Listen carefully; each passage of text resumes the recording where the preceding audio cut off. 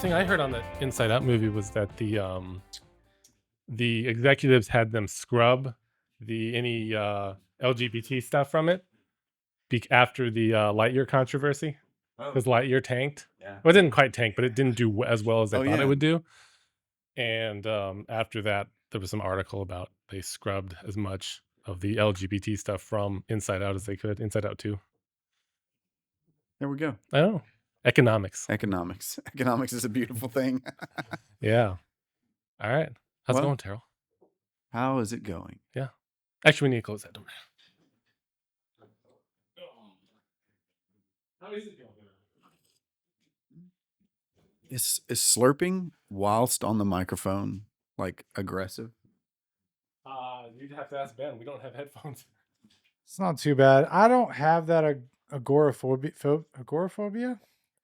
Is that what that is? No, agoraphobia is fear of leaving your home. Oh, Yeah, it's fear of the marketplace, fear of the public. fear of the public. Mm-hmm. What's the one that you don't like slurping? I didn't know that there was I one. don't Yeah, know. yeah. Oh, yeah. ASMR-phobia. No. What is ASMR? ASMR is like what you're talking like into the mic real quietly and making nice little noises. Oh, people This don't is- like that? Yeah, some people love it though. There's a whole YouTube industry based around. No way. Oh, yes. yeah. Oh yes. Oh, yeah. I'm so surprised at the things that are a YouTube industry. Like there is a YouTube industry apparently where people just film their family doing stuff and they put kids' noises behind it. I haven't And heard of that one. it's like what Abigail watches all the time. It literally is nothing other than this one family, and they film everything they do, and then they put like animated sounds, just minor animated sounds behind it. Do you know what I mean? That's like we're gonna open a box and it's open a box. We're gonna make something out of this box, and then they make it, and then like I'm talking like 70 million views, like stupid amounts of views on YouTube Kids. How many of those views are perverts?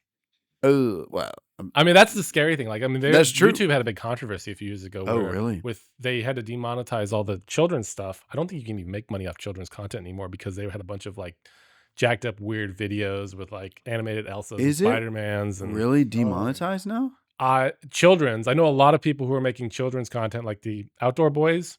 They did a lot of like Mhm. Nerf battles or building stuff with the kids, like really cool content. Right. And after that whole shutdown, he just switched to doing his own outdoor stuff and doesn't show his kids anymore. And he still gets like 20 million views per video. So she started watching that ninja. There's one. It's like Ninja Kids or something like that, and that one is decent content. Like the Mhm. family is actually pretty interesting, and they do a ton of like competitions because they're like gymnasts, like pretty young but incredible gymnasts, and so. Yeah. But I would imagine. I figured they were making money because they're putting so much time and energy into it. I don't know. I'm sure they are. Ad They- sales. And they have their own Ad internal ad sales. sales and stuff like that too. I don't know. I have to check. the Wait, so channel. we do have. So the limo driver does have a microphone. He also has a camera. Oh Yeah, my he's got gosh, a camera Yeah. too. my man. Yeah.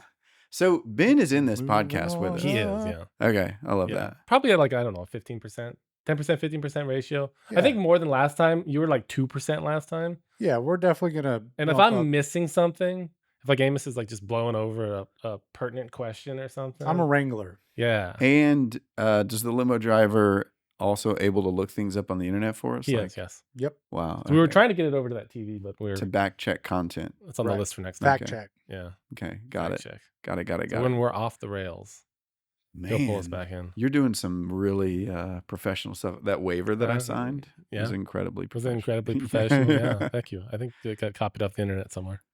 Hey, that's professional right Yeah. there. Non-professional wouldn't bring it in. Mm. Professionals copy And something. then you guys are all like, you're like, oh, I didn't like that podcast. I want all the podcasts taken down. I got to go back and take them all down. Now you can't do that. No, I can't do it. No. I just signed You rights signed it away. Okay. To any that we do. Okay. So how's it go? I heard you had a little excitement Oh my recently. gosh. Sunday evening.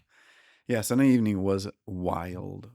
So my father-in-law is driving. Avoid saying. I guess if you want to avoid saying kids' names, but Okay. it's up to you. I don't know.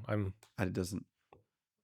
They're out there. Yeah, they're humans that exist. I Yeah. don't. Yeah. Yeah. When we're getting millions of views, then we'll probably want to Mhm. avoid it more. Okay. All right. Anyway. Anyway, so yeah, father-in-law is bringing my oldest son in from Houston to here. He had ordered a little something from Napoli's, the pizza place, He was going to pick up about 4 o'clock. Well, he calls me at like 3:55, and he just says, "I want you to know we're okay, but we did get hit by an 18-wheeler. We're both okay. We're both okay." An And 18-wheeler. yeah, and in my mind, I'm thinking an eight because it gets like crowded there at 59 right before you hit the loop coming into Nacogdoches, and so in my mind, I'm thinking like an 18-wheeler wasn't watching, didn't slow down quite enough, and just kind of bumped him. You know what I mean? And then I can hear kind of ambulances and all the sirens in the background. So he lets me talk to Marshall, and Marshall's like, "Yeah, I'm doing okay," and he's just like real fast. And then they've got people asking them questions, so he hangs up. And they send me the picture, right? And the picture is the smashed. Do you have the picture? Yeah, the smashed front end of my father-in-law's truck, and then the back end where an 18-wheeler fully loaded box has rolled over and crushed the truck. Except everything is crushed. That truck is crushed except for the cab where they're riding in. So it's a crew cab, which is a whatever 5-seater truck, 4 doors. It looks like it's a single cab because the back end is entirely crushed. The bed, the back seat, anyone in the back seat would have been a goner. If Marshall would have been laid back in the seat, goner. Do you know what I mean? Like, I'm talking like inches of variation. And so I look at the picture and I just like, I'm weeping. Do you know what I mean? And I think it's even more emphatic because Sunday morning, like earlier that day at church, we're singing. And for whatever reason, I just get overly concerned about him, about Marshall. And so I just kind of start praying for him that God would protect him and God would save his life and God would like give him a future that has like meaning and purpose. Do you know what I mean? I just over concern. But it was all like the product of God bringing to mind a memory where I got overly concerned for my second born son about 3 years ago one day and just started praying for him in my office. And then later that day, he almost drowns in a pool and kind of pull him out of the pool while he's at the bottom of the pool, wide eyed. And I like come over and see him, pull him out of the pool. And it scars him for the next 9 months to a year. You know what I mean? And God brought that memory to mind. For whatever reason, I just start thinking about that during worship, start praying for Marshall from kind of this like overly concerned place. And even to the degree that I was like, as I'm praying, I'm like, this might just be coming from a ton of fear that's misplaced. You know what I mean? Like, God, I want your perspective. If you're not concerned about these things, I don't want to be concerned about these things. So I'm even like trying to rein in my concern a little bit in an interaction with the Lord. Kind of come into prayer and going about my business. And then that happens, this wreck happens that night, you know what I mean? That evening. And when you look at that picture, I mean, look at it. There's only one part of the truck that's not completely destroyed. And it's the part where my father-in-law and my son are sitting. I mean, Marshall thinks he's famous, right? Because Central Heights, people at Central Heights are like looking at pictures on Facebook. And so he's like, so I think he's going to be Harry Potter for Halloween, the boy who lived, So, but no, wild Sunday night. Super grateful. Super grateful. Yeah. Could have gone 1,000 different ways that are worse than what it did. I asked him this morning what he learned, and he said he learned how airbags feel. What they smell and taste like. That's what he said, huh? Yeah. That was his Yeah. So funny. The random stuff that kids. I don't know. I was like, are you still in shock? Maybe, huh? Well, so after I saw the picture, I call him back and I'm like, buddy, were you scared? And he's like, it was the scariest thing that's ever happened in my life. He was like, it was like a jump scare that you see on YouTube where there's this explosion of smoke and then an 18-wheeler flies out of the explosion because it like launched, because it crossed the median. It lost control, launched in the air. And that's when he's looking up and seeing it launching towards them in the air, And he's like, it was, but then by that evening, all the other kids, they all sleep in the same room at the house. And they're like, Marshall, like he got out from the hospital. And they're like, Marshall, were you scared about that?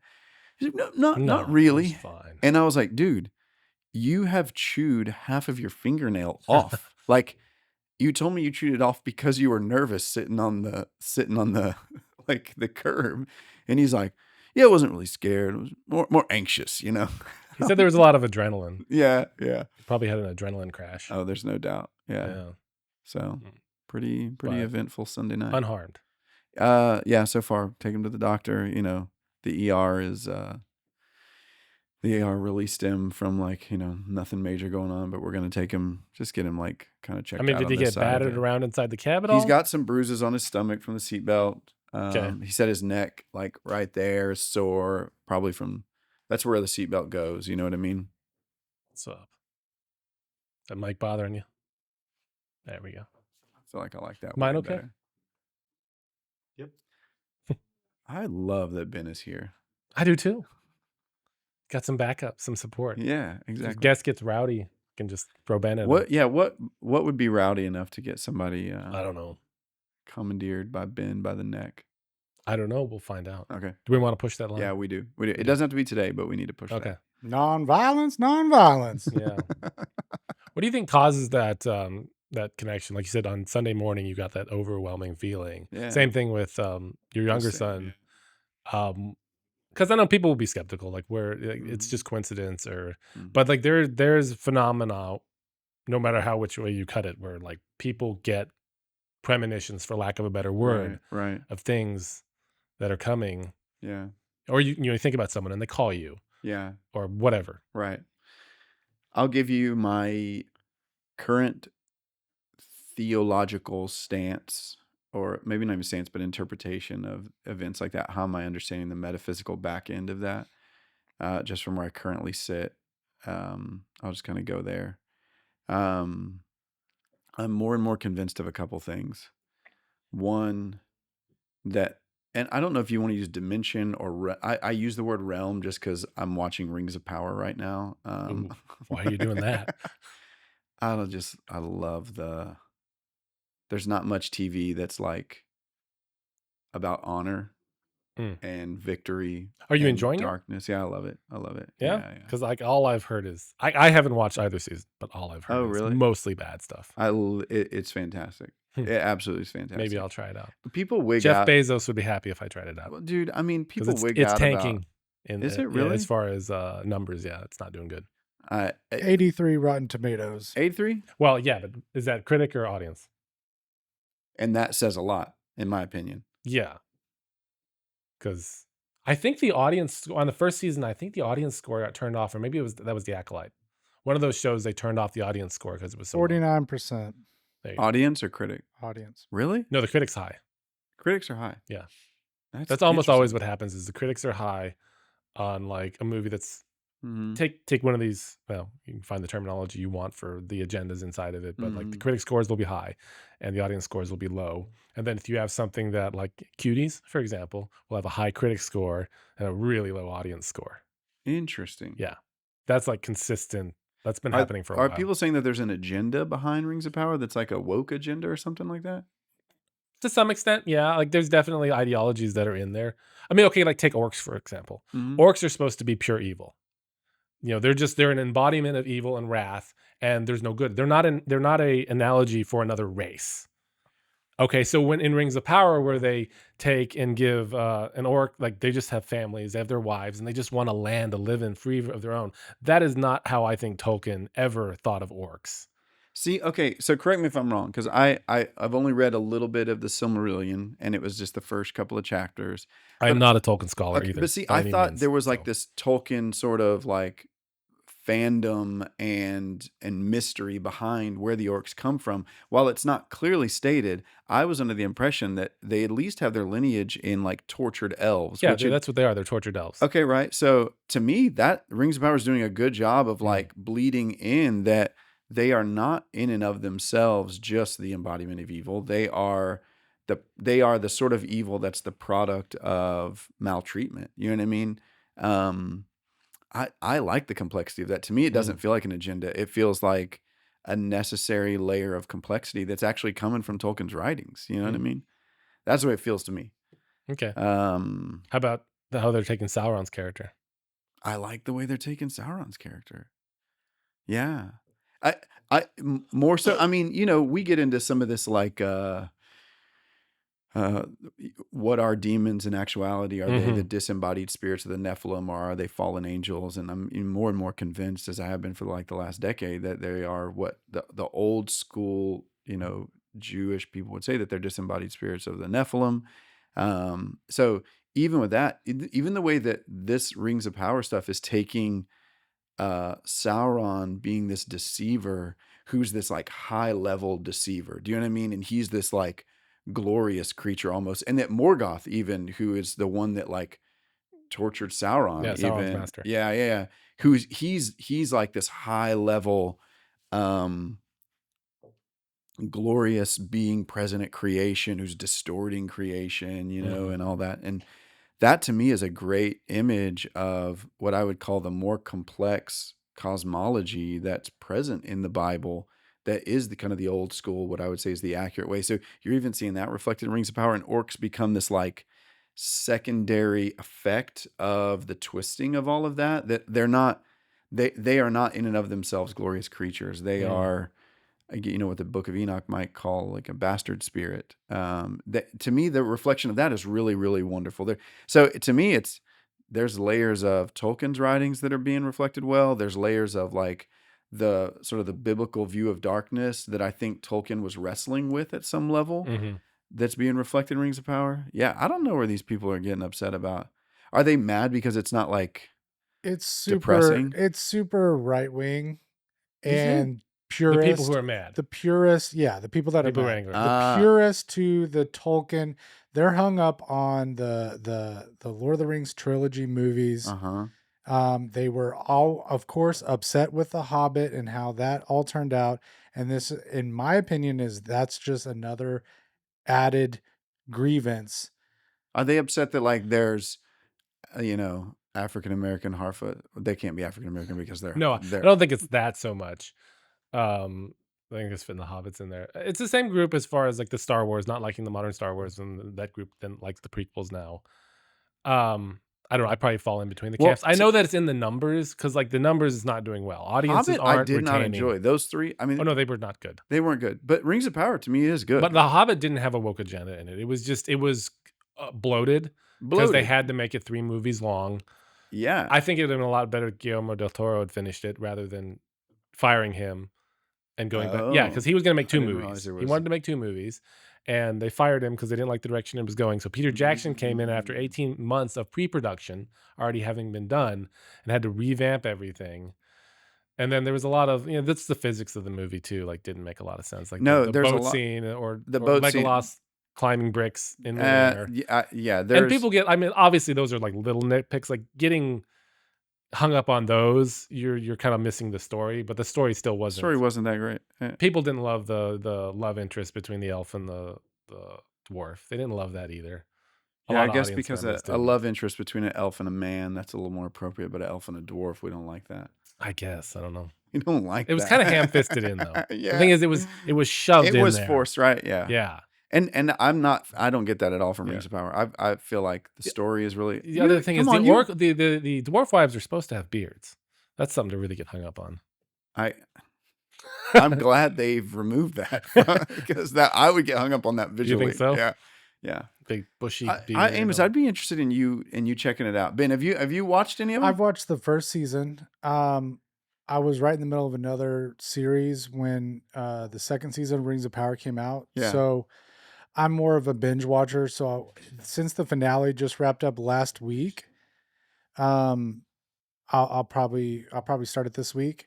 I think the biggest thing was there was something about the estate of Tolkien not allowing the writers to go in certain directions. And so the writers feel like they're a little bit handcuffed. Right. Yeah, to a there's certain characters they're not degree. allowed to have in there. Like I don't Right. think Gandalf was technically allowed. I don't even think he is named Gandalf. Yeah, that's the at thing all. is they're Yeah, kind of it's- skirting that thing. Ah, well Yeah. done. And the hobbits are not allowed to be named either. That's why they're called why Harfoots. they're Exactly. Harfoots. Aha. Yeah. Hey, with the limitations, because I did read a little bit about that, but not much. But with those limitations, I'm even more impressed. I liked the first season. I thought the first season was great. You just don't see much TV, and this is me personally. You don't see much TV that's well executed It's about honor. It's about victory. It's about darkness and evil. I Yeah. love that it's also not flat. I love that the kind of what they weave in is that, the light is deceived by the darkness. Do you know what I mean? And the light is affected by the darkness, and the light is like influenced away from their purpose and agenda because of the deception of the darkness. To me, that's a much better explanation of what goes on in our world and our daily battles and all that than there is categorically good and there's categorically evil in humanity, and that some humans are categorically good and some humans are categorically evil. I don't love that. Even as much as I do like old Westerners where there is a clear-cut good guy and bad guy, those are very comforting. I love that. But anyway, I think that's the I think if anything, it points people back to, who have not grown up with Lord of the Rings at all, and maybe they just happen to jump into Rings of Power, and then come to find out there's a whole book series. Then that may drive them back to those movies, back to reading the books. So being as a fan, I think it can't hurt at the end of the day. There's so many other, they could be doing a million other remakes of, Midnight Rider or whatever, you know what I mean? And for them to at least jump off and try and do something, yeah, I'm a fan. I don't know. I'll add it I'm to a fan. my Yeah. list of like, I don't get to watch enough TV shows anyway. Like, Come just on. don't have the time. Yeah. I don't know where people find the time. Like, I know people that they'll say like, "Oh, I was watching Lost the other night." And like, well, Will the other day, he was saying he was watching Lost, and I'm like, "Where do you find the time to watch anything?" Well, that Like, you're was so busy all the time. the last thing that I watched, I think, was Lost. Yeah. My first year of marriage. That's the last thing you watched? Yeah. The last TV show you watched. Aside from 13 years ago. well, yeah, we'll occasionally pull Frasier in, and we'll pull in Cheers. But no, I have a little mask. Lauren bought me a sleeping mask because, like, when the kids are, we have 4 kids and they're finally in bed. Oh yeah. At this stage of life, I'm like, please don't turn any sort of dramatic television on. Like, I don't have time for drama. Like, my life is so dramatic. I don't need to like participate in some other ridiculously dramatic event before I go to bed. So I'm like, you can turn the TV down. I'm gonna put a mask on. If your life isn't dramatic enough, you can watch the Kardashians or something. But I personally, I can't do it. So then I'm okay with Murder, She Wrote, Frasier, occasionally a Hallmark mystery, literally because they're not good. Like, I am not trying to watch Something good you can fall television asleep before. to. Yeah. Please don't hook me with a good. So you don't want to turn on narrative. Game of Thrones. No, I can't. Like, what? That's not only do I not have time, I don't have the emotional bandwidth. Like, Characters to die left and right. Right, like, I losing don't it. need to I get- like that guy. I will give you this. I did start Downton Abbey, a while back, and I was in that for a couple. It was like very calm, and That's a very bloody story. yeah, but then they get you emotionally tied into these characters, and then they kill them, and I start getting real pissed at the writers. Like, this is what we're gonna do. I was here because this is a calm British Yeah, you should show. watch Game of Thrones. Though. Yeah, I'm not. Yeah. No, there's no. Because it's probably good. That's exactly why I won't watch it.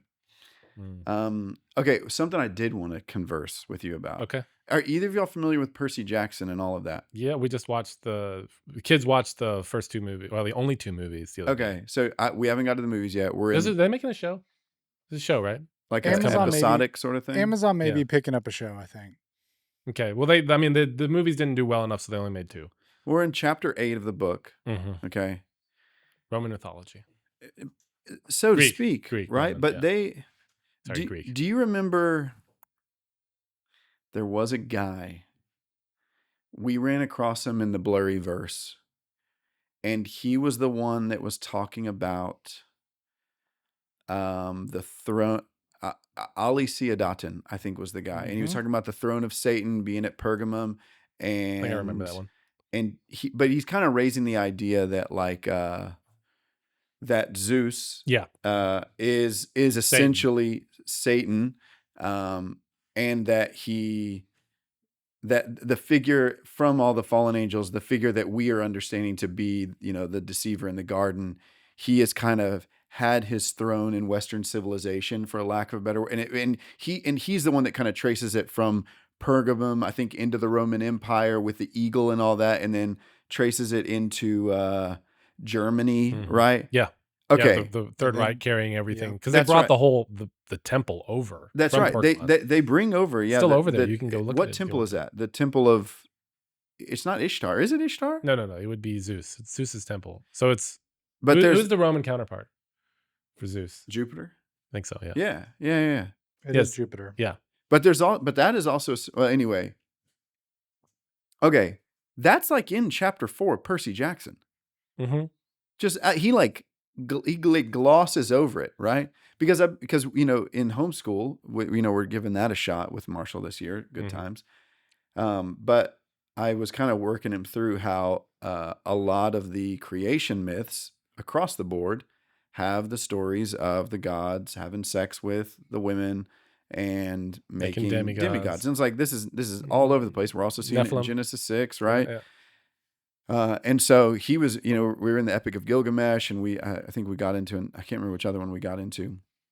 And so we start reading Percy Jackson with all the kids before bed. And I start to smell it in Percy Jackson, where it's like, oh, the dad's dead. And I'm like, I don't think the dad's dead, I think the dad's like a god, Yeah. And I didn't know that because I'm not familiar with Percy Jackson. So then I start like pegging the kids with them, like, hey, I had to say something on the back cover though, like, or is this an audiobook? What is this? No, it's Or you but I reading didn't out read loud? the back cover. Okay. Who reads the back cover? So you just dive right in. Yeah. That's how I do my wife with movies. Is I won't tell her anything or show her any trailers. She doesn't pay any attention to that, and we'll find something, so she knows nothing going into most movies we watch. Which is, I think, how you should jump into those things, right? Yeah, I do the opposite. Like I need to be primed. It's not about being primed. I just know stuff ahead of time. This is a lot. I just absorb stuff. Oh, you do? Okay. Yeah. All right. If I see a trailer, like I can there's movies from the 80s that I've never seen that I can tell you the plots of, what year they were made, just because it stays there. Yeah, because you saw the trailer. A fountain of useless information. I will say a good resource for those parents out there that are trying to vet shows is Common Sense Media.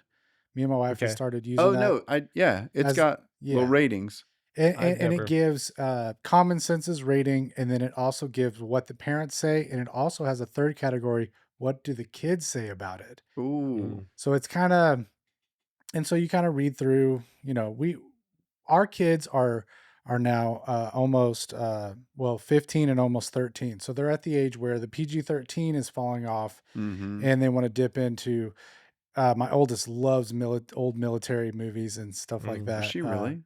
Like what? Saving Private Ryan. For real. Oh, loves it. Old. Oh man, you're calling that old. Band of I think of like A Bridge Too Far or something when you say old military movie. What's the Hacksaw Ridge. Hacksaw Ridge, things like that. And so what we've started doing is just filtering these things through there. And are you cool with gore? Like, right, exactly. So there's definitely some rated R's that are more gory, violent, a little bit of cursing, but then hardly any nudity, sexual, all of that, and it breaks it down very. Where you at on Braveheart?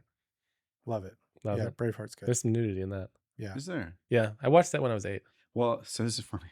Part of Marshall's homeschool thing is I had him watch. He went to when he was down in Houston before the 18-wheeler wreck. Yeah. Part of the homework he had to do was because they were getting into early Greek culture, so I had him watch the Odyssey. That Armand Assante, I think that's from like the 90s. It was like a episodic thing, 3 episodes on TV, evening television, whatever. And so I was like, I need you to watch the Odyssey and come back and tell me the story when you get home from Houston. And so he gets back and he's like, I can't watch that, Dad. And I'm like, why not, man? And he's like, because it's weird. And I'm like, why is it weird? And he's like, well, they're trying to make Odysseus a good guy, but he sleeps with all of these random people. And I'm like, bro, you are 10 years old, and I should have screened that a little bit better. So yeah, but good, man. He shut it off because of because the sirens are in there, and then there's something else in there. I mean, I think it's all moral. I tried reading the book. Heck no, I got like a quarter of the way through, and I'm like, I couldn't handle that. While he is faithful to wife, he's not sexually faithful to wife. He just like. Really wants to. It is the Greeks. Yeah, like exactly right. They were a little twisted. They were sleeping with everything. Yeah. So, what do you think about that? So, going back to Percy Jackson, true. The infusion of pagan cultures and religions into children's material. We can go to Harry Potter. You can even go to Lord of the Rings. Like, we weren't allowed to watch Lord of the Rings when I grew up. Interesting. Yeah, like I got in trouble for going and seeing the 3rd movie in theaters. Interesting. Yeah. Rebellion, huh? Rebel. Yeah. A little, no, just like getting out there. I'm the pastor's kid who never rebelled. So, Oh, praise God for you. yeah. Yeah. I don't know. There's I a was few the things. deacon's kid who did rebel, and now I'm a pastor, and I got kids. Yeah. I'd like for 4 of them Well, not to rebel, the 50 versus 500, like who loves God more? Person Yeah, who's been that's forgiven true. But then 50 they got to versus walk 500. through That's something that I've thought about a lot in my life is like, when you're in that 50 category, of it is easy to take God for having been granted. forgiven for only 50 things instead of Yes. 500 things. Yeah, It's okay. easy to take God for granted. And like when I bring this up, I've had people go like, "Oh, you think you're better than me because you've only been forgiven 50." I'm like, "No, I'm going the opposite direction where I feel like you love God more Yeah. and you don't take him for granted. You focus on him more. You have a better relationship with him because he's more present in your mind just because you know the things that you've done." Yeah. Um, I'm curious. I mean, I do think I love God more than I did prior to having gone the road that I walked. But I mean, I started walking that road of rebellion when I was 15 years old. So it's almost like I wasn't a normal human being. I was. I don't think males' brains Teenagers. develop well Not until until they're they're like 25. 20. Yeah, I was gonna say 26, right? Your So brain's 25. not done. A man's brain's not done developing until they're 25. Yeah. So when I I don't know about think girls. back, They develop earlier. I know that. shoot, I wasn't. Yeah. Yeah. So yeah, I thought I was a good kid. You know what I mean? And I prided myself on being the good church kid whenever I was 13, 14. And those people that were not in church were the bad kids. You know what I mean? They were the enemy. You know what I mean? Which is so weird to think that, because that's not accurate.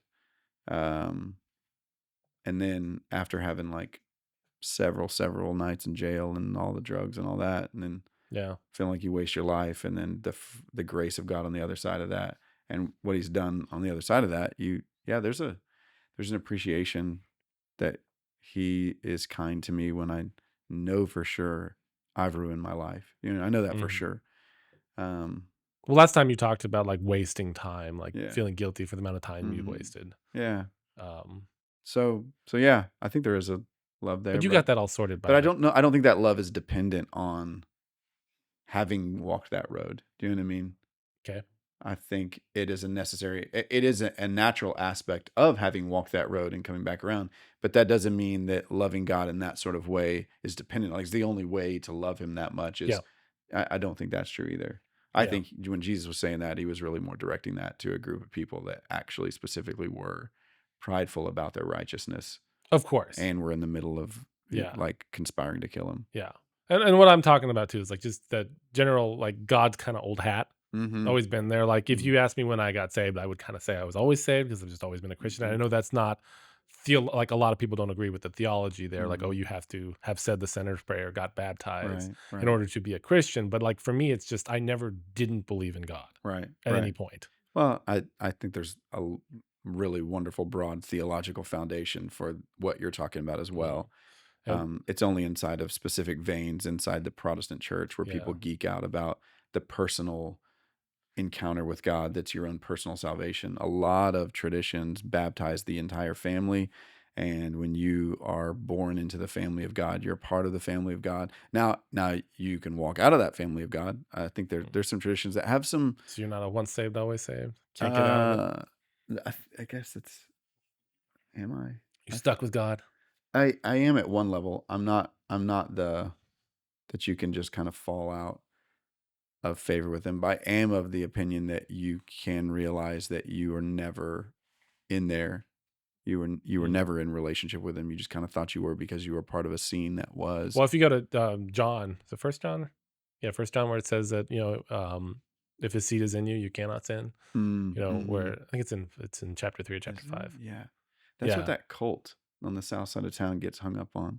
But it does. But it says that it does lean. No, well, it leans toward like if you are of God's, you will always be. Yeah.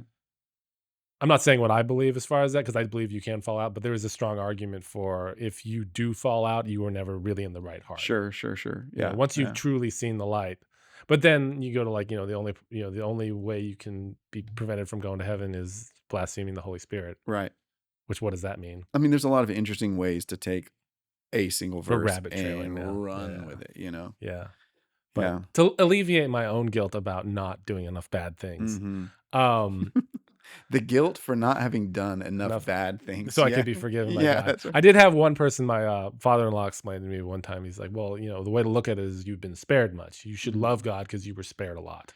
And I'm also curious if God was responding to the prayers of your parents. Oh, I think Do you know what so. I mean? I Like, do think, like, going back to the wreck that your mhm, child was in here recently. Like, I do believe that my parents, like, prayers and like there's a hedge of protection around his kids because mhm. all of us have been very well protected Yeah, and not exposed to a lot of things right.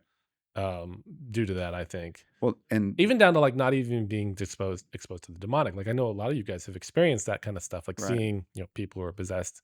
I'm unexposed. And but the reality is I can go back to times whenever I was hammered, just hammered, and fell asleep at the wheel on a highway when I was 17, and then waking up maybe 4 minutes later and still being in that lane. Do you know what I mean? Mm, At 2 a.m. Other times of like same thing, driving off the road and then coming back onto the road. Like there's a handful of times that I feel like I was miraculously spared mm. because of my mom's prayers. You know? I mean, that Um, happened a couple times to me, not drinking, but just driving for like 24 hours straight yeah, yeah, and then like ending up in another lane with a trailer with, I don't know, 10,000 pounds on you. And right, then like, right. oh, I need to be over here instead. That's right. Yeah. I pray for my kids that they don't walk any of the road that I walked. You know what I mean? Hmm. I don't want that. Of course not. And yeah, if that's the road they walk and have to, not because they have to, because God makes them, but because they're pressing the edge of their own freedom. You know what I Mm. mean? I also want my kids to experience freedom Yeah. and not religious boundaries that confine them. I don't want that. So, Yeah. Well, I think that it's important to expose your children to things at the right age. mm, Like my motto has always been like, I would rather be the person who teaches my children how to drink alcohol than some college kid hmm. when they go off, Oh yeah. you know, Oh yeah. you just, you're setting yourself up for Well, issues. I understand that, right? Like I've for a long time been concerned that when you demonize something that the Bible does not demonize, alcohol being one of them, then you forfeit the ability to train or teach the proper handling of it, Mm, which will necessarily, not necessarily, but will oftentimes result into the mishandling of that thing. Which I mean, like definitely have seen that you kind of take yourself out of the ability to give direction in it when the Bible doesn't demonize alcohol. The Bible warns of its power, mhm, but also talks of its gift to humanity that it is. And so when you take it out of that context, then you make it into something that it is not, and then mhm. you can't teach how to deal with that. Like it's like the same argument. Like I think alcohol is powerful enough to destroy lives. Of I, course. I think sex is powerful enough to destroy lives. But if Sugar. someone Sugar is powerful sugar is enough to destroy right, lives. Money. money, right? Everything is a vice. All things in moderation. Anything can be an addiction. Anything that comes between you and God. Yeah, but then I would say moderation. The try to understand moderation is not just the middle road of it, Mhm, but also the wise stewardship of it. That's really where I think that has to come into play, because you can have not enough money and be a greedy miser who is also wasteful, who doesn't know how to steward the little that you have, and you can have a lot and know how to steward the lot that you have, and doing that in a godly way. So, and that's where I think amount is especially when it comes to money, isn't the gauge. It's the wise stewardship of the power of the thing. And I think that's true of sexuality. I think it's true of mhm. alcohol. I think it's true of money. All the powerful things that we engage with need wisdom and stewardship. And so I think that's why God puts the the guidance and how to live inside of that world for each of those things. Yeah. So how do you get that into your children without either overexposing or underexposing them? Um, I don't know if it's as much as a gauging of exposure that's going to give the right outcomes. It has to be a knowledge of its power, a knowledge of its ability, and then an interaction with it in the presence of someone who knows how to engage with it through the course of time while you give consistent correction if that thing or if those boundaries are crossed, especially later on in life when they actually would have alcohol, that there is grace filled, but also clear and direct, like boundaries put up that like you crossed a boundary there. And when you do that, this can happen. So, and I think that's discipleship, right? A friend of ours, and I even heard this in a song recently, but she told me this a long time ago, that like she tried really great wine and had really great wine with her parents growing up. So when she went to college, she just was grossed out by most of the stuff that college people drink. So she didn't overindulge, and she didn't have Exactly. the money to That's overindulge. what I meant by earlier. Is like, you don't need college kids teaching your kids how to drink Exactly right. trash can wine. Right. Because at that level, you are drinking it for a sole purpose. You're drinking it, Inebriation. yeah, so that I can get wasted. You know what I Yeah. mean? Because I like who I am when I'm wasted. You've got several layers of darkness that are undealt with there. You've got a lack of leadership over a child so that they like who they are better when they're drunk than they do when they're sober. That's its own world of darkness, right? It's in that situation, the alcohol's the third problem, in the order of problems there. What's the first and second? Oh, the first second is the either the hatred or the distrust or the dislike of self that I need to medicate that. And the common medication that gets picked up, especially it was whenever I was young, was alcohol. I'm it's not that I'm nervous and anxious. I don't like myself. But I can have a few drinks, and then for me, I can have a Xanax and 2 Miller High Lifes, and I'm the confident guy that I want to be, and I am not the insecure wallflower. So there was no guidance early on. My parents were great, so this is not a critique of my parents at all. It's not a critique of anybody. It's just where I was, but. Well, I'm the same way. I mean, like my wife has been saying, like, "Oh, you need to just take a shot before a podcast, and you'll be looser." You take a shot before you got in the company. My wife can be a little bit of an enabler in a good way. She's funny. very, very easygoing. Yeah. And the other day, she's like, "Just have a damn drink," which I haven't had anything in 2 months since I got sick. I have not. Since I had that pneumonia. Yeah. I haven't had anything. So Yeah, I'm just kind of trying that out. But the reality is there's an appropriate place for it. I think so. Yeah. Yeah, and there's It's not inherently evil in itself. It's there's what a bunch people of do with it. inappropriate places for it. Yeah. But we talk about the ultimate childhood addiction, screens. Because that, like, I'm not worried about alcohol. I'm worried about, it's really easy because that's a true addiction. Like they get hooked on screens really easily. It's releasing the same stuff mentally. It's dopamine. Yeah. And then it's that you get bored afterwards. You're not getting enough dopamine, and you got to keep driving that, and you get dull to it. And I don't know. That's scary. Yeah. That to me is one of the scarier things. You know what I mean? And when you talk about powerful things that need boundaries, guidance, and direction, I think you're probably right that screens might be more pernicious than alcohol. Well, and it also, alcohol doesn't imbue values into you when you drink it. Right. Screens do. Interestingly enough, You're right? And the analogy that I heard was that, well, not an analogy, but prior to television, everyone grew up with the values of their parents because that's who you're constantly exposed to. Sure. And then after television, our values are no longer based on our parents; they're based on what we watched on TV or see in theaters. That's true. And now we've gone from it's not Hollywood anymore; it's YouTubers. It's YouTubers that are giving us our values because that's what my kids want to watch. Right. They either want to play Fortnite or they want to watch someone playing Fortnite on YouTube or Minecraft. Or Shiloh Bros. Exactly right. Shout out Shiloh Bros. That's what mine are doing. Which I don't know if I'm more or less comforted by where those values are coming from, whether Hollywood or just kind of the broad general public, right? But either way, what you said is exactly right. That they are now picking up just at random the cultural values that are being exposed through a screen in my home as opposed to what they're picking up from me and my wife. Hopefully they're picking up some, but it seems like you have to have way more intentionality in getting those values across than you used to have. Maybe not, but I see my kids gaining our values as in, like, you ask them, like, about theft or this or that, and they're like, "Oh no, that's wrong. That's wrong." Yeah. But I'm noticing in their the way they act, like they have to comment on everything. Yeah. There's commentary on everything. Mm, which I know is coming from like you're a YouTuber watching yeah. a video, you have to keep Yeah. commenting on it, Yeah. or otherwise you're stealing someone else's content because you're not adding to it. Which I think that most of them are like a lot of reaction videos are just like adding the content so that you can get the So that views. you can get the views. Yeah. Exactly right. Yeah.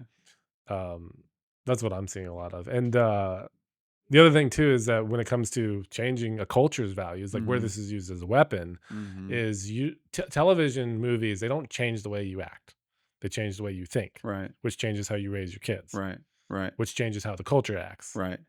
Future generations, and Which, we are very like mm-hmm. a very short term thinking society. Like we're only thinking about the next quarter Right. or the next year. But you're right. I think that is why I enjoy Rings of Power. I think you can critique its fidelity to the original story, or you can critique these minor aspects of it, the storytelling or whatever, the cinematography. Sure, like critique those things. But I think the larger critique is the sort of values that our culture embraces when it comes to cinema. It's almost like if the cinematography is good and the storytelling is good, then we give license to drink deeply of the darkness that's in the middle of that. Mm. That to me is where I that's my overall frustration, right? And that's why I like A Rings little of bit of Power. poison in with the Yeah, good. yeah. Yeah. Well, it's like a lot of poison flavored well, and it's like, oh, this has got great flavoring, and I'm so I can drink all this poison. When the storytelling and the cinematography can't be the gauge by which we decide something's good and valuable and right. Like that's the part that I think is most destructive. That's why I like Mm. Rings of Power and other things like that's why I like Lord of the Rings. There is certain lost values, what it means to rule and reign. You know what I mean? Mhm. Like if we're really gonna assume that that Jesus didn't just come to save us, but he came to, like Romans 8 says, to elevate us to the level of sons of God who steward and reign over creation with him in the coming age. What it means to be a king and queen is actually a relevant question beyond the next quarter. Do you know what I mean? Like what Mhm. it looks like to carry authority in a way that brings about life. That's the creation narrative. That's the garden story. That's the dominion given in Genesis 1. That's the Revelation 21. That's all of the parables of the kingdom. Do you know what I mean? Like that's Mhm. all wrapped up in those. And so that's why I love stories that are and that's why I think I'm fine with Percy Jackson. Do you know what I mean? Yeah. Because Percy Jackson really just is Genesis 6. And Percy Jackson does a really good job of showing that those lesser gods, and even in like chapter 3 of Percy Jackson, somebody raises the question of the God, and the author doesn't act like the God doesn't exist. The author actually like lays in that the God might actually be a higher God Mhm. than the Greek gods who have influence over Western culture. So when I'm reading, I'm like, bro, where's this guy? Like, what does Yeah. he think about all that? But you can layer in because my kids can see. I mean, Percy Jackson, he is in a summer camp with a bunch of, for lack of a better, bastard children of spiritual beings and earthly parents, and those spiritual beings don't care about their kids. That Good way to think is about it. Genesis 6. Like it's Genesis 6 right there. Yeah. So I don't mind But I them. mean, I So think it takes like a long time to come to that conclusion. Like a lot of maturity as a Christian mm-hmm. to see that. One thing I noticed a lot with like atheism or the culture, they want to say like, hey, Gilgamesh is the oldest thing ever written, Code of Hammurabi, all those things that are like uh have moral values or stories that are similar to the Bible. Yeah. Like the amount of Christ stories there are out there Right, in right. other religions. Like in which came first. As Christians, we should believe that, creation came first and all these other stories are just copying that those concepts. And so I'm finding videos of Epic of Gilgamesh to give to Marshall as part of his, right, Mhm. like history. And so because we'll do our normal stuff, and then I usually find some YouTube videos to ancillary while I'm doing other stuff. Okay, that whole concept that whatever is the first writing is the creation of the first religion is like so I've seen so many of those videos that are Yeah. like, since Epic of Gilgamesh was written prior to Genesis, therefore Genesis stole this story from the Epic of Gilgamesh, as opposed to, in reality, you have hundreds of flood narratives, hundreds of flood narratives that have a being who lives for a long time after the flood and who is involved with these spiritual beings that bring knowledge to the earth. Hundreds, and you're finding them in cultures that never had any contact. Yeah. That to me is obviously giving credibility to the reality that it happened. Who cares who wrote it down first? Well, the other right? thing is It's like, oldest copy is oldest copy. It doesn't mean the oldest version. Right, It's the right. oldest one we have. right. And You so know, and there's no, correct me if I'm wrong, there's no Bible or no book of the Bible that we have the original of. none. Nothing. Not even the Absolutely latest none. books written. Which is a gift. That's not a bad thing. That's a good thing, right? How like so? I mean, I know they'd be worshiping the text, and I'm sure Well, the no, not even Catholics would have worshiping them it. locked up in the vault. at the if you have baptism. the Who says original they and you don't? only have the original, you can't prove fidelity. You can't prove Consistency. consistency. Okay, if Ben wrote you a letter, and then 100 years later, we only have one, but we know it's the original one that Ben wrote. Or we have a letter. Can you top up? Oh, yeah, give me some. Or we have a letter that I wrote to you, but we had 150 people copy the letter that I wrote to you, and they copied it in 3 different languages, and we have multiple copies of that copy. And they're 98% consistent. And they're Each other. they're They back each 98% other up. consistent, and then you can see the linguistic variations. You can see where there was something that got copied wrong but then got corrected. You can see what languages this affected. There would be there actually is a much stronger case that we know what the original from me to you said, and we can prove it, where we can't prove the original, what was originally said from you to him. Like you don't have a historical background to stand on when you do that. So like the original is to me irrelevant. You have, because you have so many copies of what was being passed around, you have confidence that what was handed down from the original person to its first recipient looked something very, very, very, very, very, very close to what we have, if not exactly like it. It increases your belief in it. Increases like solidifies. Oh yeah, like the validity. 100%.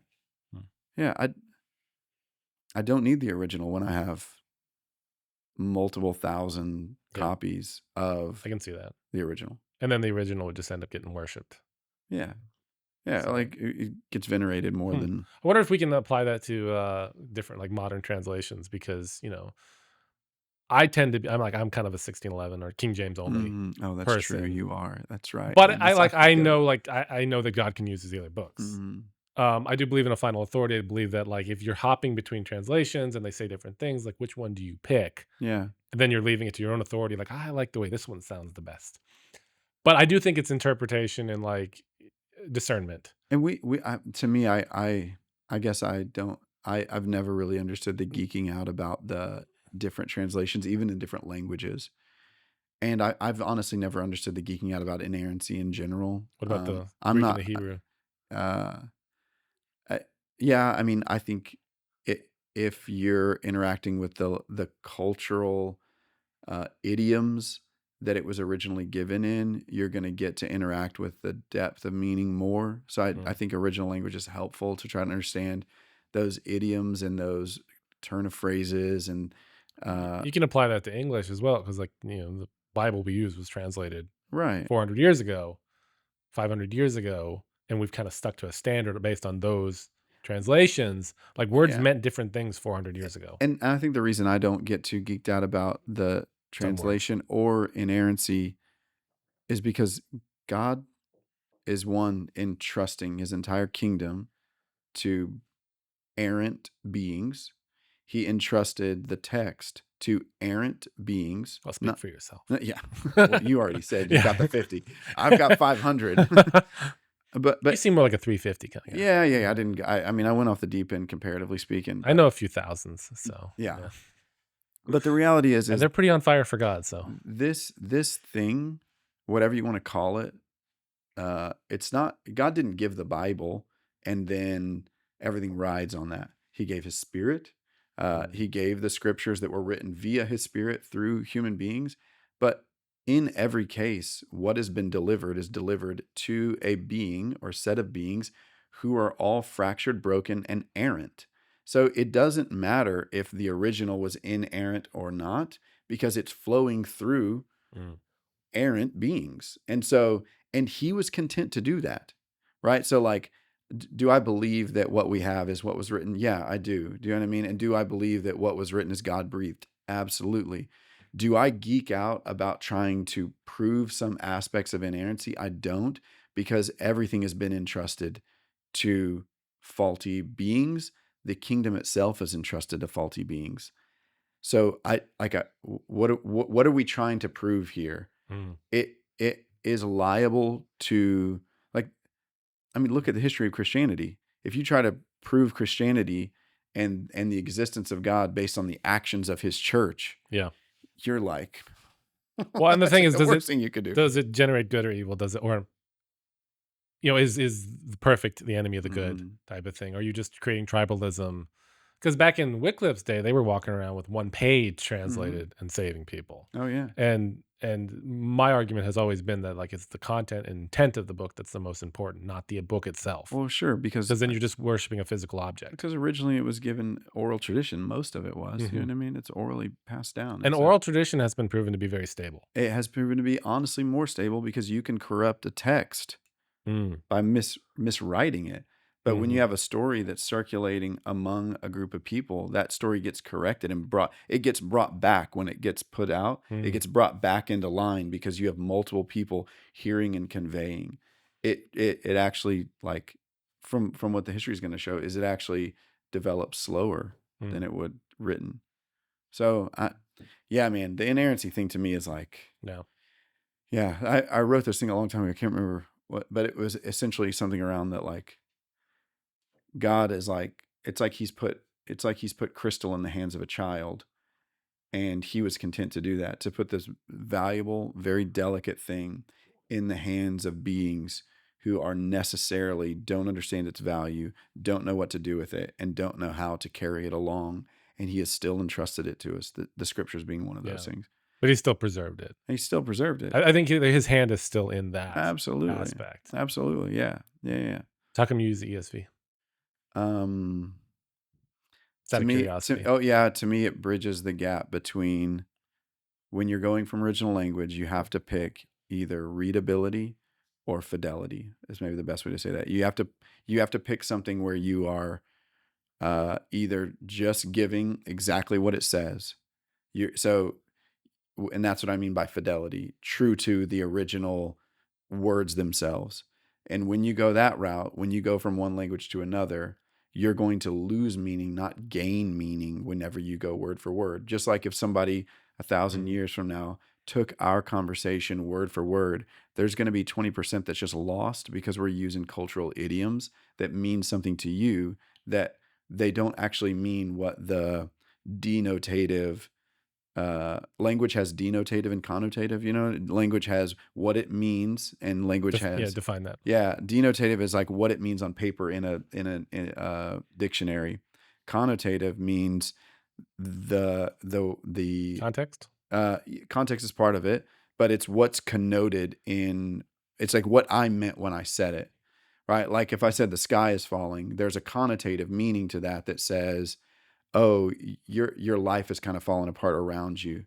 There's the denotative meaning, which means literally something that makes up the sky is falling to the ground, right? Like all cultural idioms have that. We come up with a better one, but but a way of turn a phrase, way of saying yeah, something. Exactly right. So if you go word for word, when you're translating from Greek into English, or from Hebrew to English especially, right? Like, what is that Bible project? A great one, that to be patient in Hebrew, actually the Hebrew words for a patient person is someone who is long of nose. If you would have translated in Hebrew that, what is it, God? What is it in that your long nose is your wisdom, right? If they would have put that in English, you would read that, and you would have a whole group of Christians that are like, Oh, well, you know, The guy born with the longest the guy nose is born the with the most biggest sane. nose is obviously the wisest guy, right? So it must be like, Yeah. so you have to interpret as you translate. But what happens when you interpret as you translate, you're also taking the interpretive stance of the translator. You're taking their theology into it, or their lack of theology into it. This is why the NIV, I think, did such a poor job of translating all of the things related to the sons of God, the spiritual beings, right? B'nai Elohim in Hebrew gets translated as spiritual beings in a lot of cases when it really specifically is sons of God, and probably should have stayed sons of God. So the NIV took too much of like a readability stance, that they lost some actual imperative theology when they should have stuck with fidelity. And then there are other ones that have lost some meaning when they stuck with fidelity because they should have gone with readability. I think ESV struck a good balance is all. But even like My dad spoke with a translator back in, I don't know which, back in the 70s or something. And he asked him, I don't remember which book it was, which Bible he translated, but he asked him, like, when you come across a passage that has a meaning in the text versus a popular culture meaning, which one do you go with? And he said, "Oh, we go with the popular culture."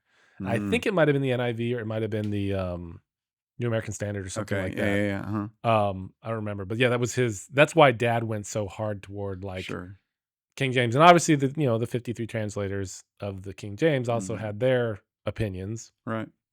So going back to like errant beings translating. Right. You, Um, and I think God is content to allow imperfection in the translation, because the reality is you can argue about inerrancy all you want, but your translation has a degree of errancy in it. Everyone's translation does. So arguing about whether the original was inerrant, I don't know if it's valuable in the day in and day out life of the person. It doesn't mean, I mean, I think there are scholars and that they need to argue about those things and they're going to mine things out. That doesn't mean that the discussion itself is valueless. That's not what I'm saying.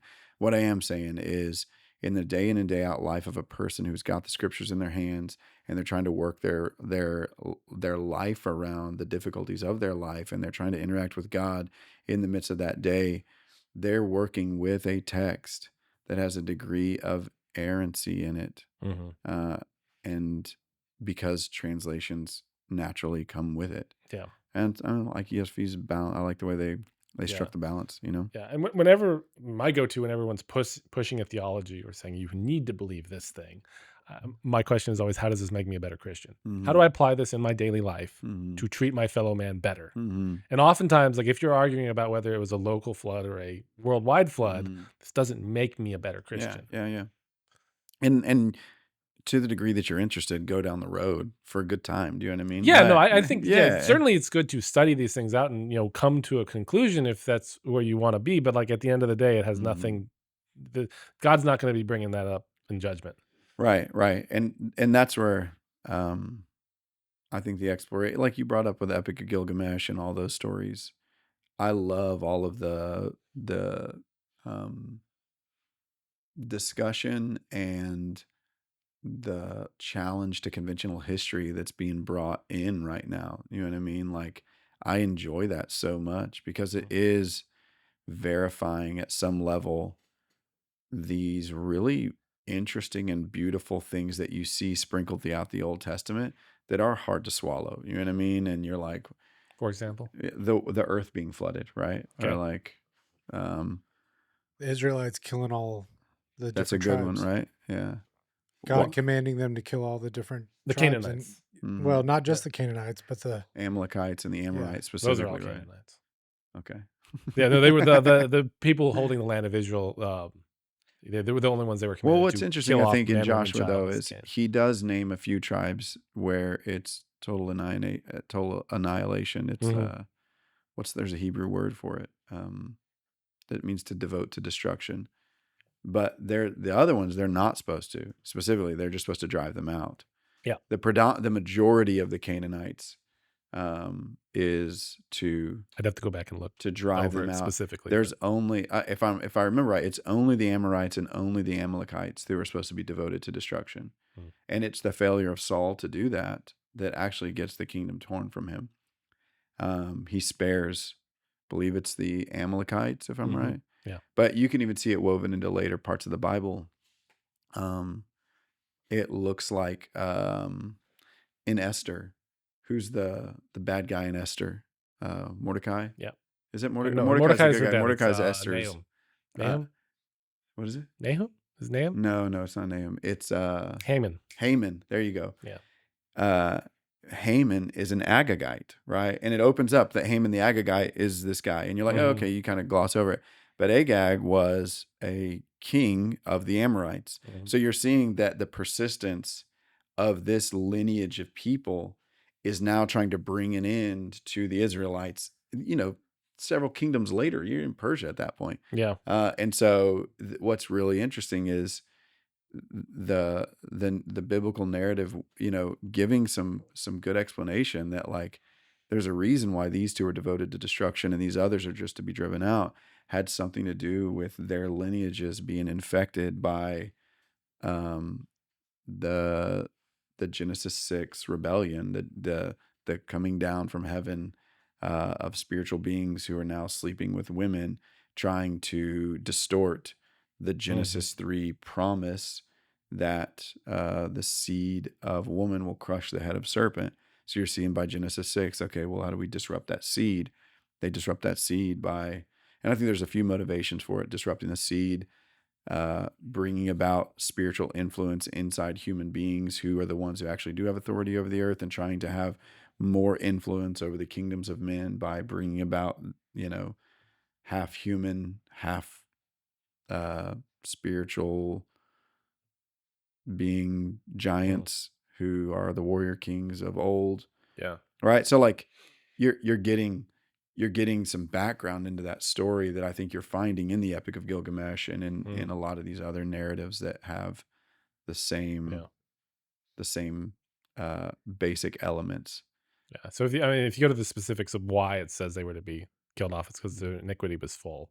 Right. Which, if you look at what they were doing back then, right. Sacrificing babies to Moloch, kind of hard to, obviously in today's modern culture, the idea of killing off man, woman, child, an entire, like genocide, it's genocide right. in the Bible as we would define it.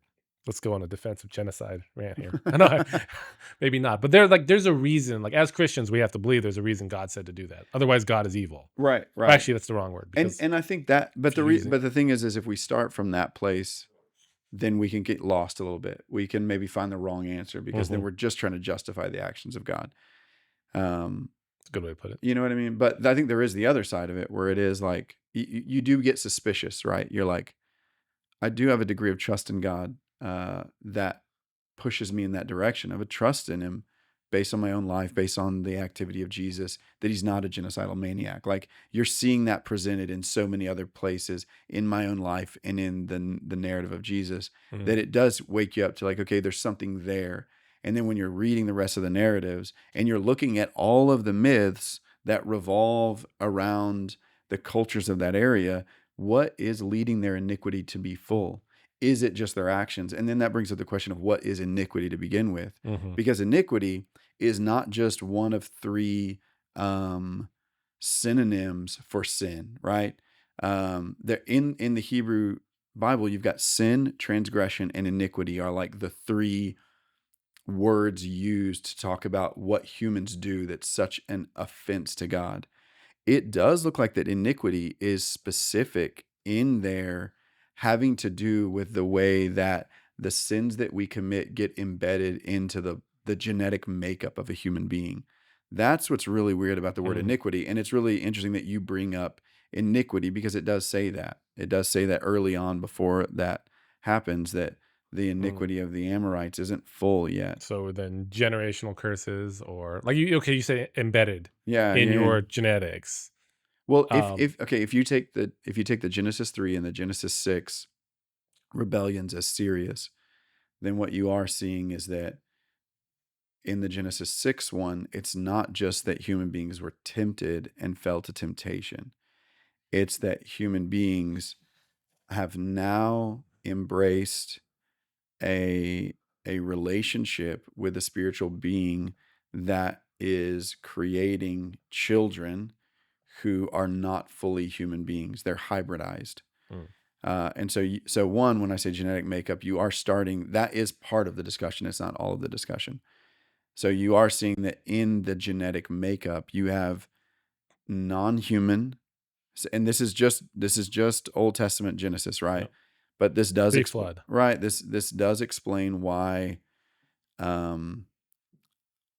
is it that the best story, the greatest story that everyone remembers about King David, the great-great-grandfather of Jesus, the one who is promised the never-ending kingdom, why is the keystone moment of David's life memorialized in him killing a giant? Like, why is that the story? It's such a random, like, why is it that when the Israelites are scared to go into the promised land, that the key reason why they're scared to go in there is because of giants? Yeah. So why the persistent of the giant narrative in the Old Testament?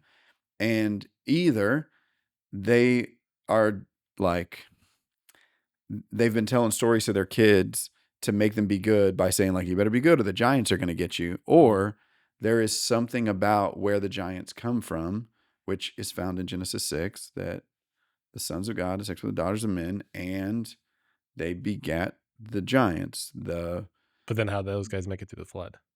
Right. That's its own second question, right? Like that. But in And reality, how giant is giant? and another great I mean, question. Shaq is a giant. It's a statement, right? Yeah. But why the persistence with that narrative in the Hebrew? That has to precede all these other like mechanical questions. Why the persistence of that in the narrative? And there's something about the persistence of that. They have found some rather large armor and weapons that they'll claim were ceremonial. But And again, we don't know. But they even like, and this is on YouTube and kind of the random places that you find on YouTube, but that they did find Gilgamesh's tomb, and that Gilgamesh might have been an actual king. Gilgamesh's? Yeah, that Gilgamesh might have been an actual king, not just a story. And this was found in Iraq, and in that tomb is giant armor, just incidentally, right? And Gilgamesh happens to be the product of natural and unnatural relations, right? So it's like, so why is that always in the narrative? You know what I mean? And I think Genesis 6 and the Bible give enough explanation without going over the top about it that there's something there, right? Well, yeah. And to me, it's interesting. Yeah. And it's in a lot of other cultures too, like the Anunnaki and like God's coming down to man and providing them with So to me, it's not. We don't need to find who is the first person to write it, and then they're the creators of this crazy idea. If it's in every culture, or many cultures, not every culture, if it's in many cultures, then maybe there's truth in it. And that's the question that needs to be like, I don't know, that's the answer that needs to be held on to, in my opinion. So then if it's in many cultures, why is Christianity the correct truth? Well, Christianity being the right truth doesn't mean that all other ideas are false either. I know, but I mean, like, why is that the one that we follow? Oh, yeah. Why is that the right lens? I mean, I say right from our perspective. Well, I would say it's the right lens through which to view those events, right? Because the events themselves are true, but then each culture is providing a lens through which to see the event and ascribe to it its ethical and religious implications. And what's interesting about all those other cultures and all those other stories is those beings that are the warrior kings, they're looked on favorably. They're looked on like they should be emulated. They're looked on as like the founders of society. And I think the reason that I think Christianity is unique in that is it's not actually Christianity to be Hebrew is unique in that. It's because I think they're providing the right lens through which to see those true events. It's not that I think the Hebrews were right and everybody else is wrong.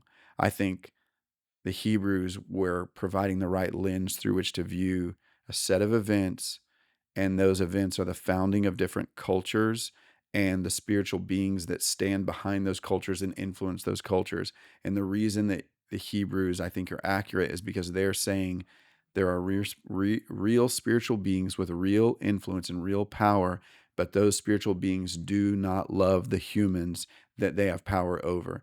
That's the critical question. Mm. It's not about right or wrong. It's about that spiritual being does exist. And this is where I think Protestants now have gotten it wrong. Protestants now in our current era, they want to say that Christianity or Hebrews, they got it right. And these other people are just completely wrong.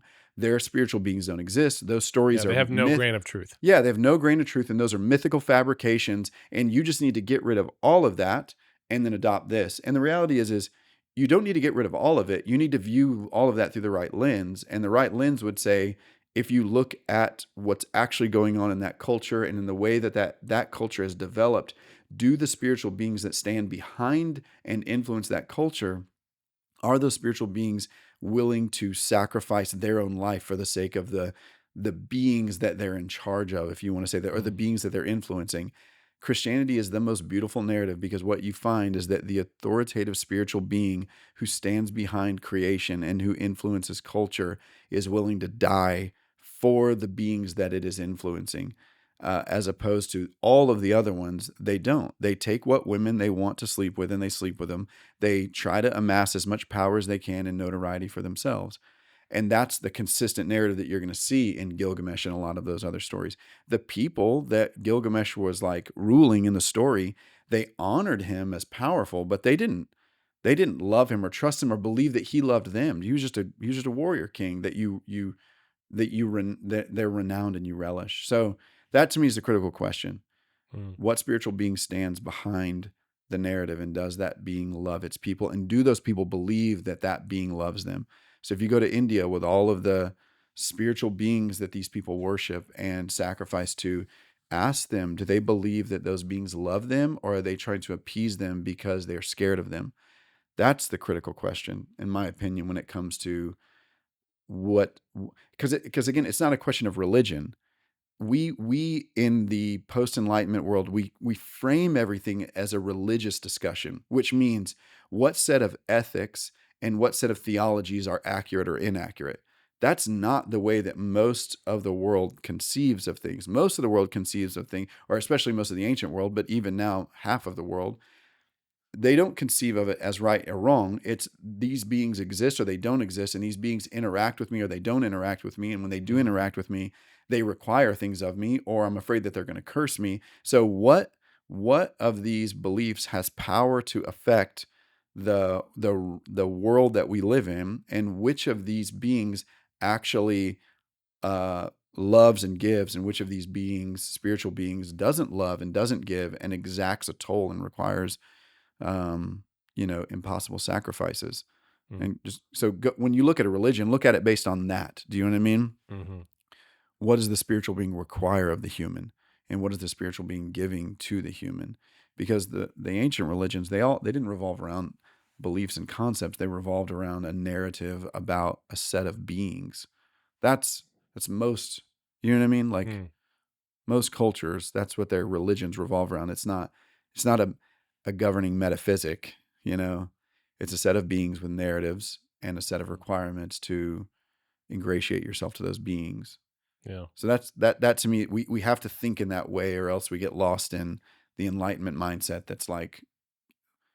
that's stuck in. Well, in the West, we get lost in cynicism. I mean, it kind of goes back to why you're enjoying the Rings of Power, is because it's not a cynical story. It's a good versus very evil, true, right? with some nuance. Whereas we've gotten so attached to the anti-hero and truly questioning whether good, everything's gray. There is no true good and bad. Right. And we've just become a very cynical society, and it's permeating everything in postmodernism. That's right. And there's kind of postmodernism coming around, which is leaning back toward more of a true good versus evil, I think. You could correct me if I'm wrong on that. I think it's yielded more towards the reality that I think that there is a spiritual world and a spiritual plane, spiritual existence, however phrase you put there. But there's something more than the material. But I still think there is a lot of ambivalence about the good and the bad relating to it. So I do think postmodernism, and even modernism especially, was very materialistic in that way. Postmodernism. That's all you have. Yeah. I mean, if you're going to be cynical, and you're basically reverting to hedonism. I mean, eat, drink, and be merry, for tomorrow we die, and there's nothing after that. Right. So why not? Right. do whatever you want. And even Right. like you go to the Greek gods, like they could die. Mm-hmm. So they kind of did the same thing where Yeah, they slept with who they wanted to. They pursued their own pleasures. that's right. And why wouldn't like if we like if you're a follower of that god, why wouldn't you also pursue your own pleasures? That's right. That's right. So Yeah, and if you're able, right? And sure, the large majority of most people people, weren't able. They're trying to survive. So yeah. appeasing gods has to do with. And now we're in a society where like or technology has brought us to the point Mhm. where most people can pursue their own pleasures They to can. whatever extent they can. Right. You know, especially through screens again. And I think that's like I don't know how you get around that as being the driving force of our culture. And I think you say it rightly. There is the infatuation with the anti-hero and the cynicism that produces that. And that is what bleeds into Mm. every bit of the media that I think my kids Yeah. consume. And that is troubling to me. Well, and Right. when you're following the anti-hero, there's no imperative to be better. Right. Like when Right. you're looking at a story of good people, like take the original Lord of the Rings, Mhm. it's aspirations to be better, to Right. overcome evil. And I mean, in theory, like to give the writers the benefit of the doubt with the anti-heroes, Mhm. most of them should be structured as tragedies. Right. And that if Right. it's been a tragedy and a non-tragedy is that in the tragedy, the person who is doing wrong realizes by the end when they've lost everything. Right. Right. So Exactly. Breaking Bad, which kind of started the TV anti-hero trend, Mm-hmm. made it popular anyway. At the end of the story, like he's not the good guy. He's lost everything. Life is horrible. Yeah. He's ruined things for everyone around him. Right. And the best act of good he does is by releasing Jesse from prison because he's being held captive and forced to produce drugs Mm-hmm. for the, Mm-hmm. in squalor. But like, he bleeds out on the floor and dies, and he didn't accomplish hardly anything of what he wanted Yeah. to Yeah. beyond material goods. Like he What- gave some material goods to his family, money. Which I appreciate that it is revealing the tragedy of. But the problem is we as a culture get attached to that person in the middle, Mhm. the cool guy who's making the drugs. That's right. That's right. Same thing like with the Joker movie. I Right. did not really like the Joker movie. Like at the end of it, I'm like, I don't get. The No, n- Ben, you liked it, right? Did you like it? The Who was I first talking one? about? Yeah, the first one, not the new one. It was all right. Was that right? I was talking to someone the Wait, other is day. this from The wait, 2019 Joaquin Phoenix Joker? Joaquin Phoenix one? Which is the one that had Heath Ledger? That's the That's That's Dark Batman. Knight. That's That's Dark Knight, Dark right? Knight. That's That's- 2008 Christopher Nolan. Oh gosh, Dark that was Knight. that long ago. Yeah. All right, what do we do whenever I got to go to the bathroom? Well, you can go to the bathroom. You want to go to the bathroom? Yeah, yeah. Take The a- coffee take a got break. me. Yeah. Coffee got me. Pause. Break. Lovely. All right, And we're back. we're back here. So yeah, lenses and perspective. Let's go to that because you brought that up a couple times and then you preached on it on Sunday. Mm-hmm. You said it was your favorite thing to preach on. Yeah. Lenses in general. Honestly, I think that my favorite. Spectacles. Yeah, my favorite. Oh gosh, Yeah, Madison's.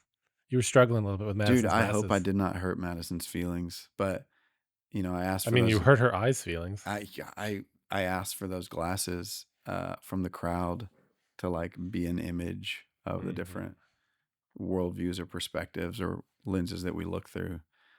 And so when I put hers on, I could not read or see a thing. Like I wrote my notes and I could not interpret even one word on there. Mm. And then when I asked her to come back up and grab them, it struck me like, oh no, this could be dangerous if she doesn't have her glasses and she's working up here. Anyway, so half of the reason I said I enjoy talking about what we were talking about on Sunday with the lens that you see all of life through needs to, at this point in time, be a what I would call a kingdom lens, but not simply a kingdom lens, a kingdom conflict lens, that we are in the middle of two kingdoms that are in conflict. And it's not that one kingdom is more powerful than the other kingdom. No, it's not that one kingdom is equally as powerful as the other. It's obvious that God can do whatever he wants and he could crush the kingdom of darkness the minute that he wants to.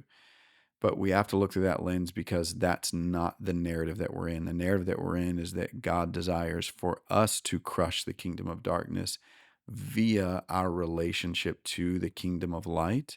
He is not doing that for us. He's doing that through us.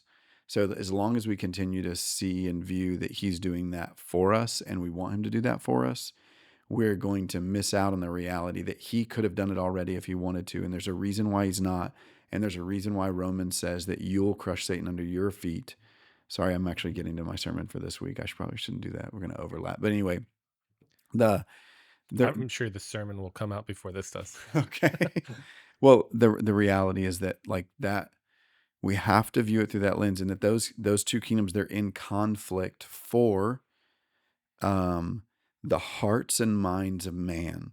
That's why they can feel as if they have equal power, because you do have the capacity to listen to the voice of the deceiver just as much as you have the capacity to listen to the voice of the Holy Spirit. And even still, you sometimes have more of a capacity to listen to the voice of the deceiver because you were born in a dark world and different various levels of darkness depending on the family that you were born in.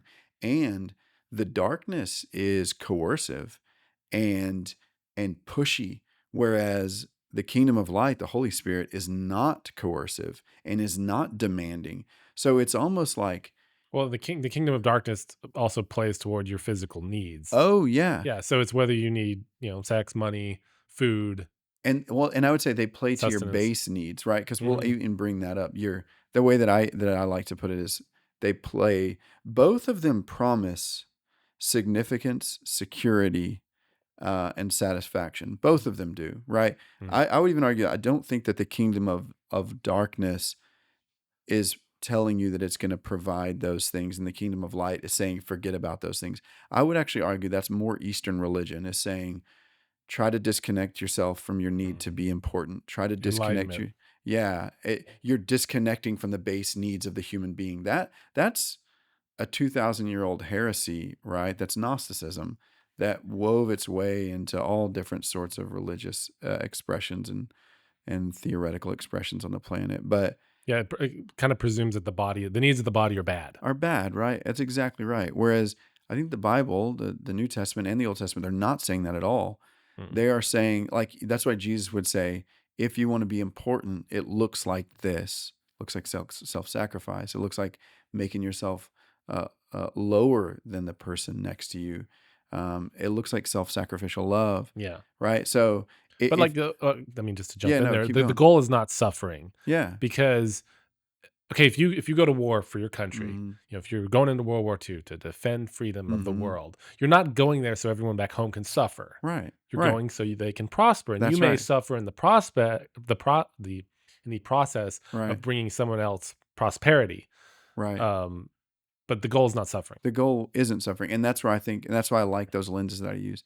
There is a religious lens that's going to make the goal of Christianity suffering, and make the goal of Christianity sacrifice. And it's like, no, those are just not, it's not even that they're necessary. They're just inevitable realities when you live in the middle of the conflict between darkness and light. Those are just inevitable realities. The grace of God is that the suffering and the sacrifices don't have to be gratuitous in the kingdom of light. When you're a member of the kingdom of light, when you're a member of the kingdom of God, when you're a member of the kingdom of darkness, there is still suffering and there's still sacrifice. Like, those are still there. They're just gratuitous. They're meaningless. They happen and there's no redemption. They also, I think, are probably deferred down the road. Like, you feel those sacrifices later. Yeah, yes. Like, take for example, having children. Having children is a sacrifice, big sacrifice when you're young. And if you choose to forego that sacrifice, I personally think that being 75 years old with no kids, no grandkids, no one else in your life, all your lovers have moved on, your siblings are dead, you've got no one. I think that's a horrible sacrifice. Right. For the pleasure in the present moment of being young. Yeah. That, what you're saying is exactly right. Right. And that's why I think the biblical, I don't want to go too far this way, but I could go there for a while. The biblical ideal is, I think, the ideal of Abraham, the ideal that you're surrounded by multi-generations when you are at that place in your life where you have poured out. I would say Jacob in Egypt, where he had all his sons around him. That's right. Yeah. And he was able to bless them all before he died. That's it. I love that. That's a pretty good way to go. And you have sacrificed and poured out for the sake of that thing at the end that actually does feel quite meaningful and quite full. That I'm surrounded by several generations, right? I want to look my great grandkids in the eye. I think that would be way more valuable and a worthy sacrifice to not be like trying to sleep with a bunch of women and drink as much alcohol as I can so that I feel confident enough to hit on these women, right? Like, but I mean, people who do that and come away from it tell you that at the end of the day, it's not pleasurable. Yeah, that's right. Yeah. So That's why I would say like the kingdom of light, kingdom of darkness discussion.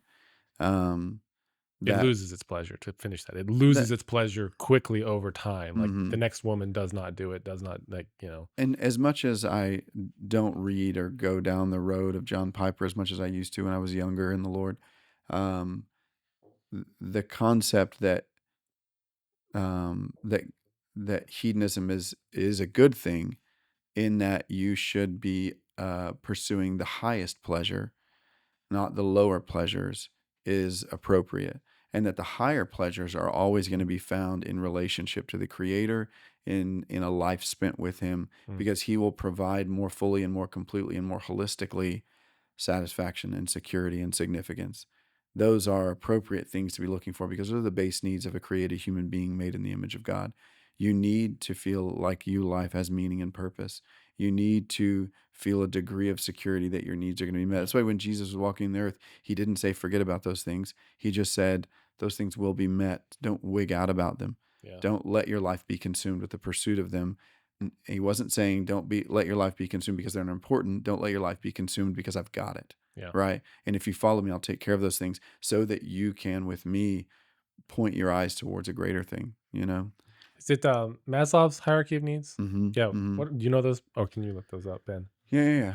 What are those? Because it's been years since I ever looked at those. What was it again? Maslow's hierarchy of needs. Maslow? Is it Maslow? I think it's Maslow. Pavlov's dog and Maslow's hierarchy. Yeah. Those are two kind of different things. Kind of different things. Kind of similar, but Google will tell us. Google will correct. It'll correct. So at the top of the pyramid, we got self-actualization. Start at the bottom. Yeah, start at the bottom. So you got psychological needs, breathing, physiological needs. So like breathing, food, water, shelter, clothing, sleep, survival. Yeah, exactly. You've got safety and security next, health, employment, property, family, social ability. Next, you have love and belonging, friendship, family, intimacy, sense of connection. Next, you have self-esteem, confidence, achievement, respect of others, the need to be a unique individual. And then at last, you have self-actualization, morality, creativity, spontaneity, acceptance, experience, purpose, meaning, and inner potential. Go ahead. We'll say the idea behind those was that you can't achieve the ones higher up on the pyramid unless you fulfill the ones below. So you can't be concerned with enlightenment and self-actualization if you don't have food and water. Right. And what's interesting about instead of using the concept of other religions, let's use the concept of other spiritual beings that create religious systems. Depending on whatever the state of that culture is at that time, those spiritual beings will revolve around whatever needs need to be met. If you're if you're in, let's say, the tribal Amazon and subsistence living and survival, so all of the religious practices developed by that spiritual being that does not want to love and give to those people, but will use manipulation based on those needs to get from them their own worship and devotion. Pick at the weak. You're gonna cornerstone. That's right. And so, but now in our culture, what's the big thing? Well, it's the top of that pyramid, because most of us were affluent enough to not have to worry about survival on a daily basis. Even if you are, like, there's food banks everywhere. Like, very few people are starving in America. Right. And if they are, it's kind of possibly by choice or mental illness. Well, a lot of times, right? Because the access to food is just so readily available now. Like, if somebody walked into your church and said, "Hey, I'm hungry," what would you do? I'm pretty sure you'd do something I wish we had a kitchen back there that was stocked full of food. I go But I've back. been on the phone. I, I've been on the phone with you where you said, "Hey, I'm buying a Kroger card for this person. yeah, that's right. Yeah. And I'll be over there in a few minutes." That's right. That's right. We Yeah. wouldn't take him in the. I was just sorry. I was going down a road because a lot of times I get hungry. Like I'm I'd go in the kitchen to try to find some food, and there's nothing. personally, like for me, one of the biggest things I believe in supporting in the community is the food bank, Right. Mm-hmm. because people, it's what you need. Yeah. Like Yeah. if people don't have food, and there's so many countries around the world that are starving. Like we were so blessed in America. That's right. Yeah. And we just don't. Access is just readily available. Yeah. Going back to lenses, I was thinking like on the religious lens, the other problem there is that it's often tainted by the errant human beings who created the religious lens. Right. Generally for power, a lot of times for power purposes. Like you look at any cult. Yeah. Like the leader has created a lens for the people in the cult, and it's generally to their benefit. Right. And a lot of times I if you look at the history of The different leader's ones, benefit. but a lot of times it develops into that over time. Do you know what I mean? It starts as like an honest pursuit of some sort of missing piece of spirituality Sure. that then gets twisted and deformed into exactly what you said, the self-serving of the masses for the person who is operating in authority. If there. we were to give them the benefit of the doubt of being honest in the creation of that structure, they succumb to their own temptations. They have power over younger women. Let's just use past Christianity, for example. They have power over younger women in the congregation, and it can lead to abuse. Right. Yeah, and that's, I think that's the. But I mean, if we were to dial it back to even just like take away that leader and just deal with like religions that have been set up over time, like or denominations that have been set up over time.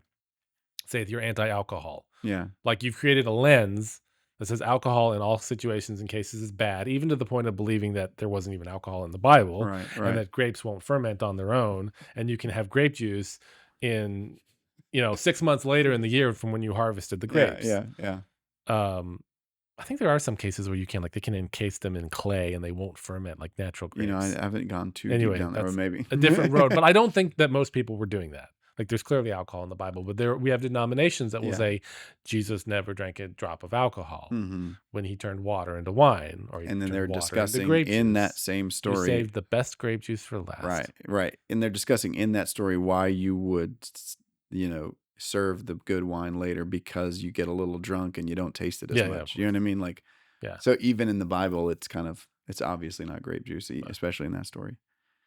But so to me, that's why that lens that we're talking about, the lens of darkness, or the lens of darkness's influence on mankind, to get real specific, that kingdom doesn't just have broken man in that kingdom, and broken man is twisted by broken man's own sinful desires or flesh.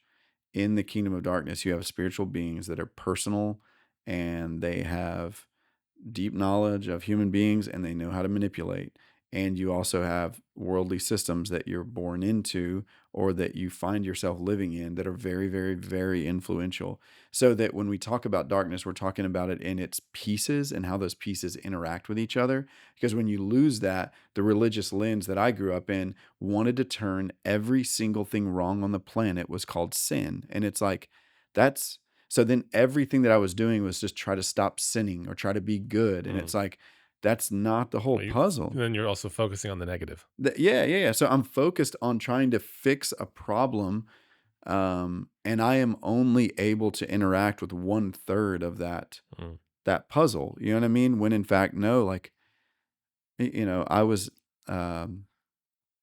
like really stuck in self-hatred for a really long time. You know what I mean? After I became a believer, and the only handle that I was given my first several years of being a Christian was like, read your Bible and pray. You know what I mean?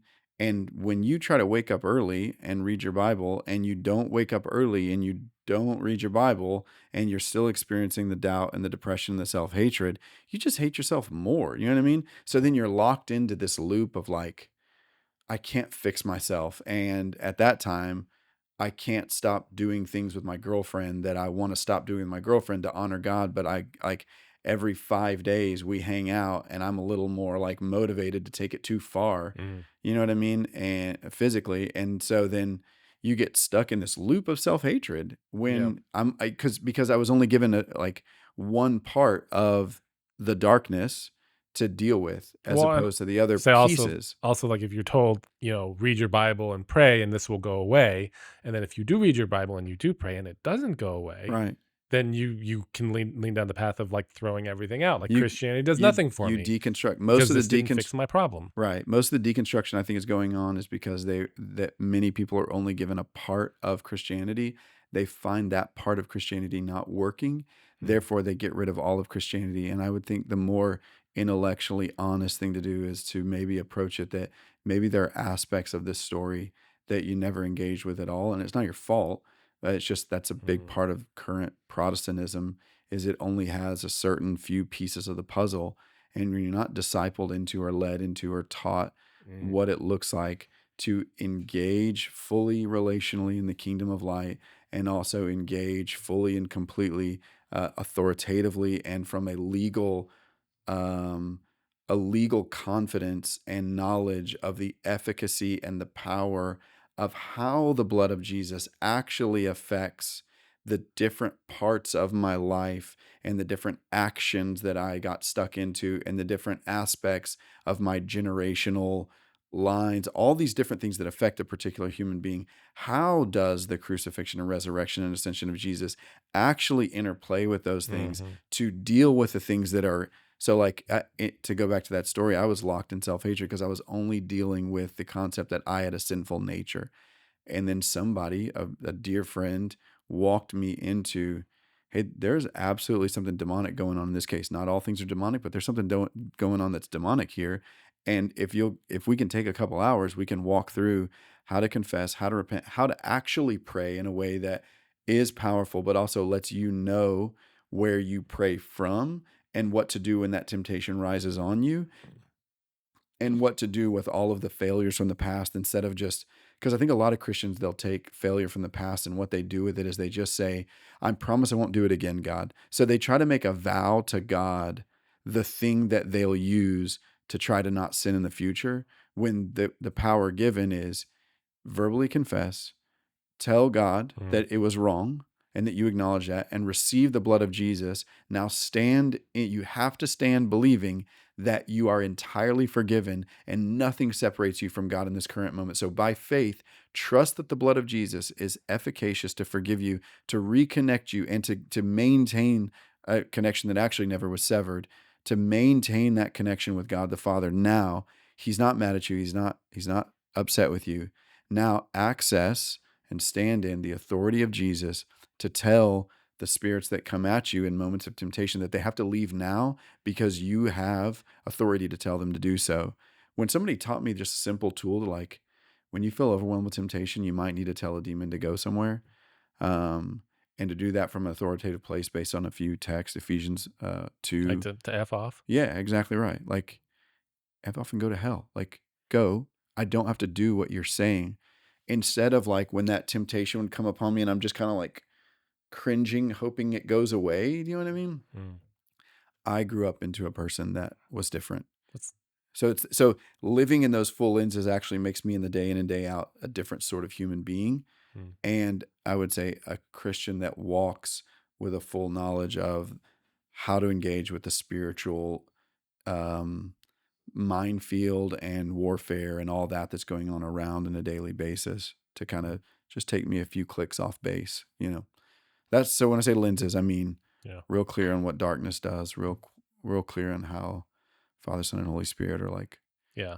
And it takes time to figure out what the right Oh lens yeah, is too in your life. oh yeah, Because different people have different lenses as well. I hmm think like God is dealing with us in different ways. oh yeah, yeah. And So I think the lens. That's why I like lens because lens tells me that there's different pieces of the puzzle that need to mhm. be addressed in the life of another person. So I'm not just Well, perspective is so important. right because And we all have different perspectives because we all grew up with different right. experiences.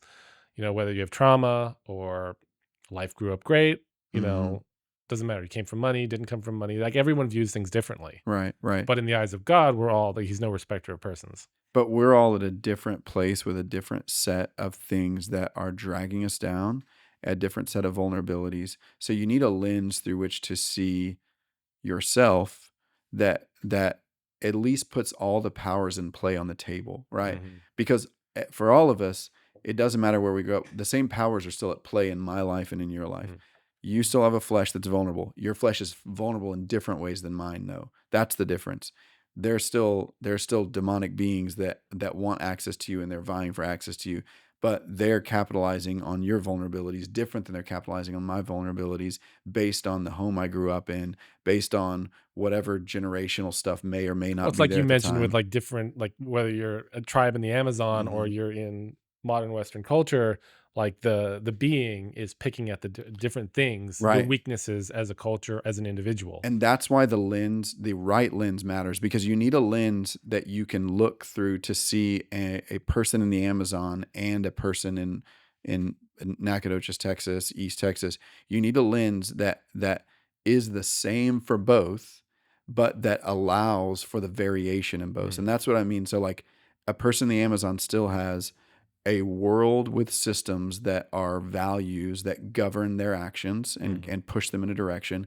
What's good and right, what's not okay, right? They have a world. Now, their world is different than our world, but the world and how coercive the world is still present.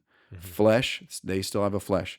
They're still demons acting on both of them. But the way that the world, the flesh, and the devil are acting on them is different than the way the flesh and the world and the devil are acting on me at a particular point in time. Same thing. They still have access to Father, Son, and Holy Spirit. But what Father, Son, and Holy Spirit want to do in their life is overall the same, but the steps that need to be taken in their life are different than the steps that need to be taken in my life.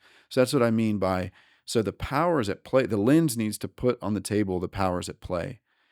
It also needs to be able to dynamically assess and dynamically address where an individual is, no matter what point in time or location on the earth, because those powers are still at play regardless. Yeah. So that's what I mean by lens.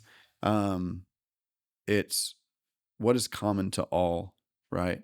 And then how do we view what's common to all, and as much as we possibly can view all of what's common to all, so we don't leave a piece of the puzzle off and walk with a limp when we don't have to. I think it's important that if you're going to evangelize too, being able to see things from the other person's perspective. Like you as a pastor, I'm sure you can't just focus on yourself. Oh yeah. You have to think about how the other people are thinking. Yeah.